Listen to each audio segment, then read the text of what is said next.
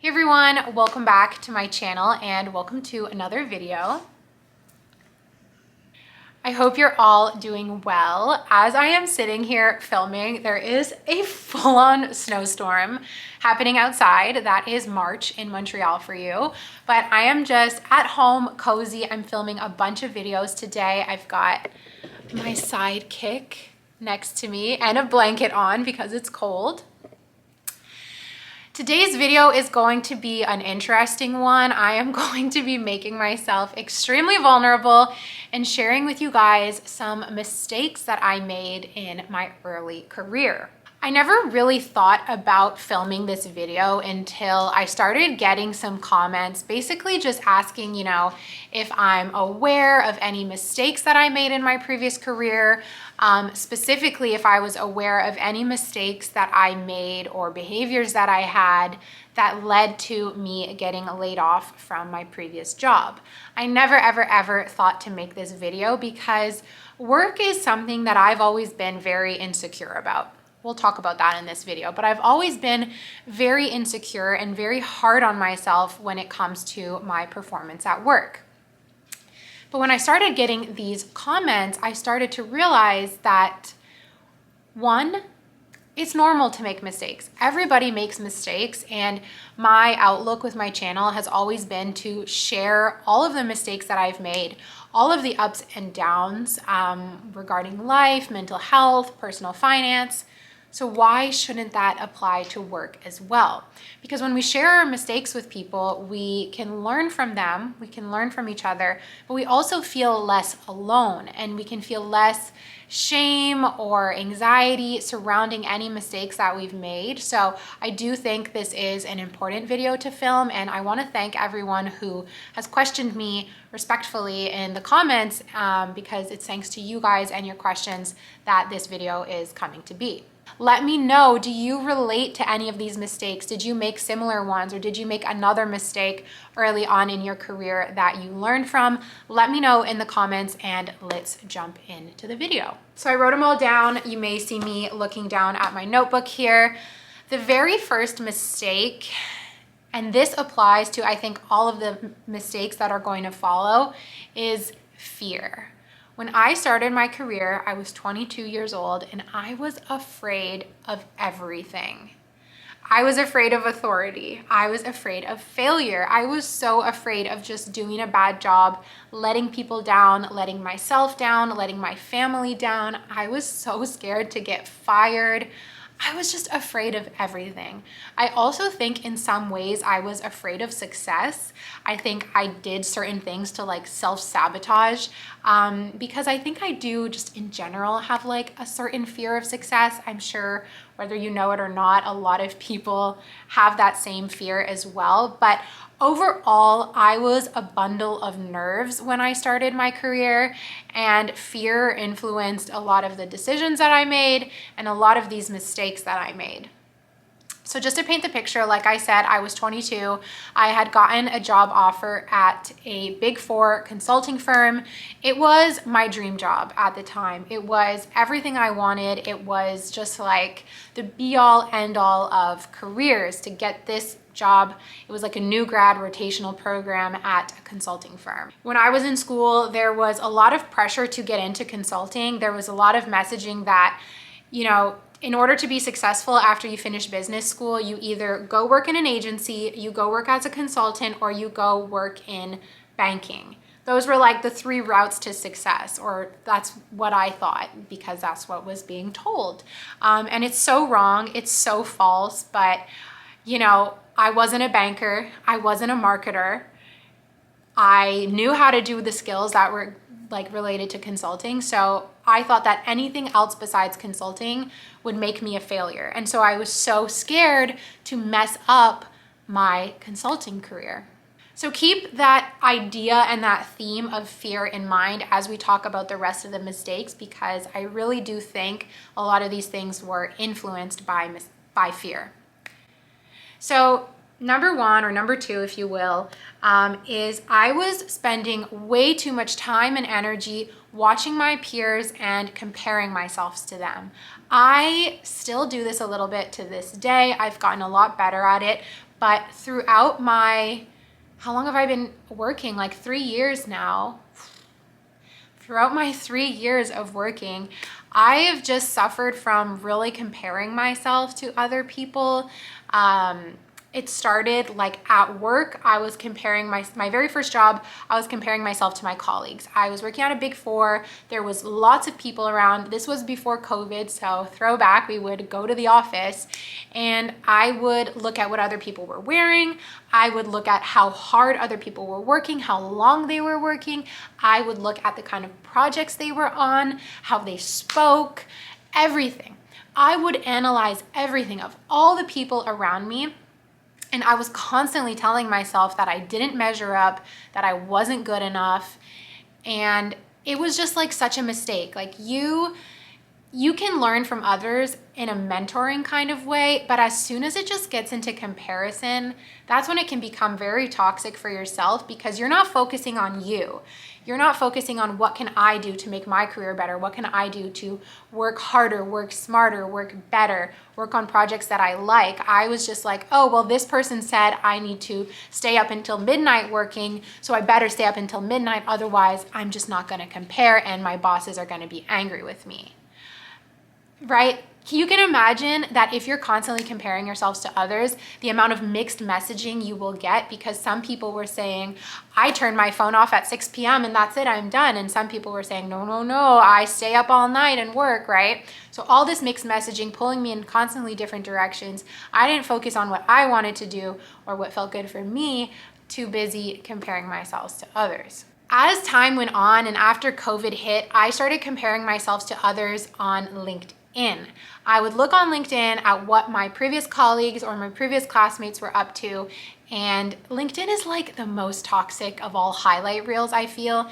And I would constantly be comparing myself. Oh my God, this person just went on a well, after COVID, no. But this person just gave a presentation to the CEO of this company, and like this person says they love their job so much, and this person just got a bonus, or this person moved and they now have this title. Constantly comparing myself took me out of the moment, and rather than focusing on the work that was in front of me, being grateful for my job, I was just like lost in comparison. The best thing you can do when you're starting your career is put your blinders on, pick people who you trust to be a mentor, and don't worry about anyone else. That is so difficult, but I really think that's the best thing that you can do, because you are going to figure out what you like, how you work, what is the best way for you to do things. Don't worry about other people. And then especially on LinkedIn, that shit is just so fake. Like, don't go comparing yourself to people on LinkedIn. Don't do it. So in a weird way, I think this comparison was caused by fear, but also contributed to more fear. So it just really didn't help and caused a lot of behaviors that caused the mistakes that I'm going to talk about next. So the next big mistake, which is a huge one, it is so important. Listen up no matter what stage of your career you are in. The big mistake that I made was not asking enough questions. I was so afraid to look stupid or look uneducated or look unprepared that I just didn't ask questions. Sometimes I would get into this cycle of like not knowing what I don't know, which made it impossible to ask questions. But my teammates would always be like, any questions? And I'd be like, no. Or like someone would explain something to me. My manager would explain what she wanted from me, and I'd be like, okay, got it. She'd say, any questions? And I'd say, no. And in the moment, I think a lot of the times I genuinely didn't have questions, but when you don't have questions, it makes you look uninterested, which is a really bad look to your superiors or to your higher ups. So even if you don't really have questions, like make up a question to ask. But then also down the line, as you're working on stuff, ask questions. You can even ask, am I on the right track here, right? Rather than working for hours and getting to a certain point and then your manager says, that's not good, work a little bit and then ask a question. Am I on the right track here? Very important. In my first job, that was the point where I was the worst with asking questions. It also comes down to the people you're working with. I think fostering an environment where you feel comfortable asking questions. In my Big Four job, I really didn't feel comfortable asking questions, but part of that is the environment, and the other part is my fear, like I said, of looking stupid, looking unprepared, whatever it may be. In my second job, which was a tech consulting job, I was actually a lot better at asking questions. Because it was so technical, I always did truly have questions, and I would ask my questions.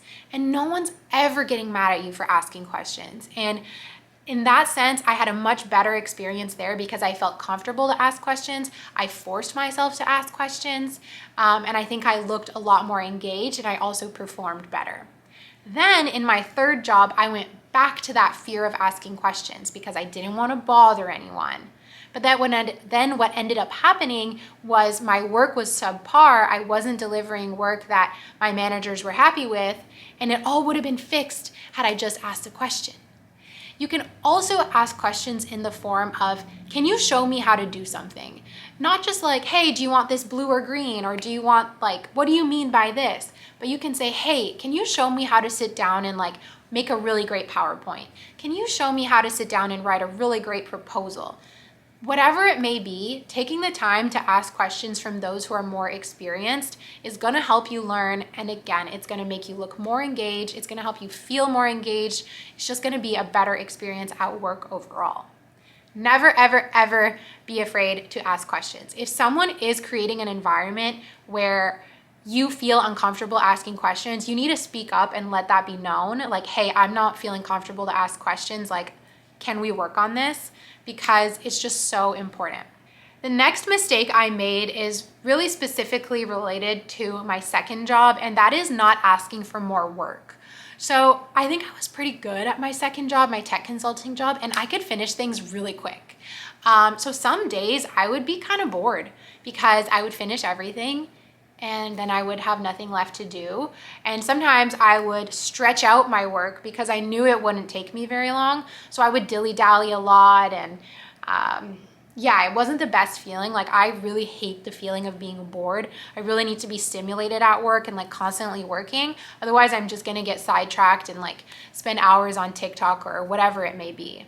I think a lot of us want to feel productive at work, and we want to feel like we're contributing to something. So when we don't have enough work, it's boring and you don't feel good at work. But for whatever reason, I was afraid to ask for more work. I think in some ways I was afraid that if I asked for more, they would give me too much. And I was also afraid that maybe I was doing something wrong by going too quickly, and then that I would get in trouble. And now that I'm out of that job, looking back, it's just so silly. If I were to ask for more work, I could set up a boundary around it and be okay, I have this many hours free, please give me this much work. Or if they gave me more and it was too much, you can absolutely say, hey, this is too much, right? I don't know, I just wasn't thinking. And the other thing is, it's never gonna be a bad look to ask for more work. If anything, you look really good. So I don't know why I was so afraid of that, but just to keep yourself stimulated, also to keep yourself looking good, if you have the time and the space and the capacity, ask for more work. It's gonna go a long way for you. Now, on the flip side of asking for more work is not setting enough boundaries. This was really apparent in my first and my third job because, like I said, in the second job, I wasn't really busy enough. But not setting boundaries when it came to when is it okay to call me? When is it okay to text me? When is it okay to keep sending me work? This is really hard early in your career. It's really, really hard. But setting boundaries in all areas of your life is so important because without boundaries can lead to burnout, it can lead to resentment, it can lead to anger and frustration because your manager's calling you at 7 p.m. at night because they have nothing better to do, but it really bothers you, but you're not speaking up to set that boundary of, hey, it's too late to be calling me right now. It can really get toxic quick. The best thing you can do for yourself is set boundaries from the beginning. I believe, and what all of my therapists have told me, is that boundaries equal respect. Setting your own boundaries will make people respect you. And it doesn't matter how new you are to the company, how early you are in your career, or what age you are, we all deserve respect, and boundaries is how you're gonna do that. I was way too scared to set boundaries in my first job. So sometimes I would be working until 1 a.m. waiting for my manager to message me or to give me the okay that like I could go to sleep, right? Like, how toxic is that? In hindsight, I should have just said, listen, manager, it's late. I will get to this tomorrow. I can't work past this time. Now, some jobs it's more difficult than others. Consulting is notorious for having long work hours, but you can make a job like that fit for your lifestyle just by setting boundaries. Now, you will maybe have to decide, are my boundaries more important or is this job more important? Because you could set the boundary and have your manager comes to you and says, listen, I get it, you don't want to work past 7 p.m. But for this job, you're gonna need to. You're gonna need to work past 7 every day. And then you get to say, okay, yes or no. You could also set a boundary and your manager says, listen, I get it. I'm only gonna ask you to work late when it's really urgent. And then maybe it only happens once every couple weeks and you can live with that. Setting boundaries, so incredibly important. Don't ask me how though, because I'm always afraid to. But that's a mistake that I made. I didn't do it. I ended up resenting my job. With my third job, it wasn't so much working late, but it was a lot of late communications. My Slack would be going off at like 7, 8, 9, 10, 11 p.m. Like, you can imagine the anxiety that gives you, this feeling of urgency that like your phone pinging gives you well into the night. And setting boundaries can even be as simple, especially when it's like communication related like that, turn off your notifications. You can set that up in Slack, you can set that up in Microsoft Teams, or even just on your phone. After a certain time, no more notifications. That is a really easy way to set some boundaries. But when it comes to speaking up and expressing boundaries, yeah, you're gonna have to look up a video on that because I'm way too scared to do that. But as long as I'm scared, I'm gonna keep resenting things, because as long as I don't set boundaries, people can walk all over me and I'll resent them. So no boundaries equals resentment. Yes, boundaries equals respect. The other thing that I realize when I look back and reflect is, for the most part, people want you to succeed. You might be afraid of a boss, you might have like a fear of authority like I do, but in the end, most people really do want you to succeed. So I hope that just remembering that can help take away some of that fear. You know, when it comes to talking to your manager, like, they're a person too. Sometimes we feel like our managers are like machines or that they don't want us to succeed, but a good manager wants you to succeed, and a good manager you can be honest with. So back to the boundaries, if you feel like you're having a hard time setting those boundaries, ask your manager like, hey, I'm feeling overwhelmed. How can I set some boundaries? Or you can even say like, I'm afraid to start setting, but maybe don't use the word afraid, but you can say, I'm hesitant to start setting boundaries. Can you give me some advice on how to do this? And then they'll tell you, right? That's a good manager's job. So the next mistake I made is, again, related to fear. I had what they call fear of the white page, fear of the blank page. What does this mean? I would have trouble sometimes just getting started. So imagine when you're working on something new and you just have like this blank piece of paper in front of you and you need to like get to work on whatever it may be, but the page is blank. You have nothing to start out with. I would freeze and I could stare at that blank page for hours and get no work done because I was too afraid to start. Looking back, what I wish I would have done was just started, you know, maybe an hour or two into my work, ask my manager, hey, am I on the right track? I think I was so obsessed with perfection. And again, it's that fear of like doing work that's not good. I would be so afraid like, oh my God, they're gonna hate what I did, that I just wouldn't even start. And then I was like, you know, it creates like these vicious cycles. So just start. I know fear, being afraid of this white page, being afraid of just getting started is so strong, but the only way to work through it is just to start, just to write something down. And as soon as you start writing something down, the ideas will start flowing. Or make a template, make yourself a template and then get started. and always ask for feedback along the way so that you don't put hours of work into something only to find out that you weren't really on the right track, because that's just going to make it worse for next time if you have to start all over. So ask for feedback along the way, and this will slowly get better. All right, my second to last mistake that I made is imposter syndrome. And it's not to say that imposter syndrome is a mistake, but I really let myself get carried away with it. Imposter syndrome is something that you need to address, and the best way to address it is, one, I think, to acknowledge it and to talk about it, and two is just to work right through it. I, in certain moments, didn't feel smart. I didn't feel capable. I didn't feel like I was in the right place or the right industry or whatever. I was just like, oh my God, you know, I'm working at this startup. I'm the only employee. Like, I'm not good enough to be here. And that imposter syndrome influenced everything that I said. The imposter syndrome made it so hard for me to set boundaries. It made it so hard for me to start work. But confidence is the best thing that you can have. And confidence comes with time. It comes with experience. But being aware of imposter syndrome, I think, is so important. I didn't even know what imposter syndrome was until I started my first job. And I told one of my colleagues what I was feeling. And she was like, oh, that's imposter syndrome. And I was like, whoa. And I've had it at every single job since. And every time it gets a little bit better. So, you know, it's a mistake. I think it's common, but it's just something to really be aware of. And it's a mistake in the sense that you got hired for a reason. You don't need to have that imposter syndrome. You can let it go. Now, the very last mistake that I made is sometimes my heart just wasn't in it. It's gonna be really hard to get a job done if your heart is not in it. And some people can disagree with me and say a job is just a job. You just get in, do your thing, and get out. But for my personality type, if my heart's not in it, I will find any and all distractions possible. I will procrastinate. I will self-sabotage, honestly. Just because my heart wasn't in it. And so that could be related to the industry. That could be caused by the people that you're working with if you don't get along with them. It could be for any reason why my heart wasn't in it. But as soon as like I lost heart, you know, everything kind of comes crumbling down. And it's funny because even though my heart wasn't in it, I was still so afraid to fail, right? Like that's a funny kind of paradox, if you will. But yeah, I can't tell you how to make your heart get into something, but I can say that when your heart is into it, like at my previous job, my heart was really in it for like the first couple months.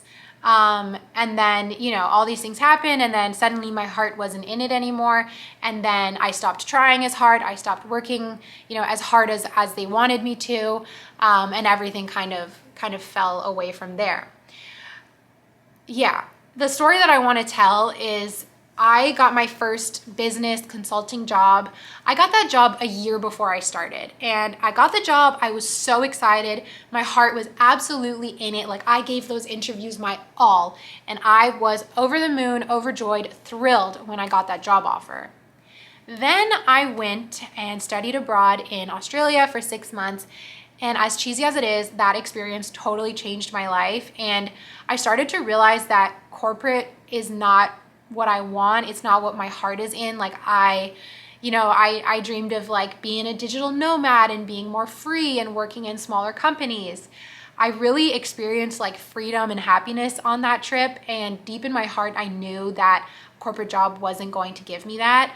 But I came back to Montreal and I had this job, and I said, rewire your brain. This is what you need to do. This is what you should do. So I went through all of those motions and felt all of the fear and all of the anxiety without my heart being in it, which just made everything so much worse because I was constantly being pulled into different directions. So is my heart going to be in every job I do for the rest of my life? Probably not, but I can say it will help a lot. And also just being aware of like, okay, my heart's not really in it.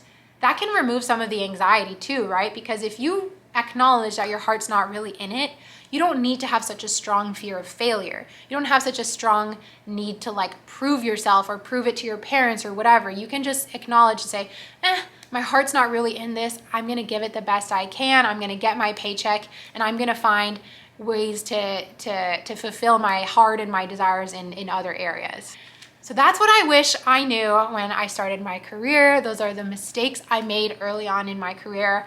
I'm sure there's many more, but this is what came to mind first. So I hope this gave you a little bit of insight into, you know, what was going on behind the scenes at all three of my jobs. Some of you might have even been with me watching the vlogs from literally all three of my vlogs since I started my career. And this is the first time I talk about a lot of these things, which is crazy. It's also, too, just like sidebar, because when you're working and your employer is aware of your videos, you can't come on camera and be like, I'm afraid of my manager. Like, you can't do that. So I guess it wasn't also until now that I really had the opportunity to speak freely about these mistakes that I made. So I hope you enjoyed. I hope this was helpful. Hope you learned something. Like I said at the beginning, comment down below if you've experienced any of these mistakes, or comment down below something that you want to share with others, a mistake that you made and learned from. I would love to read them and chat with you guys in the comments. And yeah, stay tuned for my other work-related videos, personal finance videos, vlogs, so much coming up. I will see you in my next video. Thank you for watching. Bye.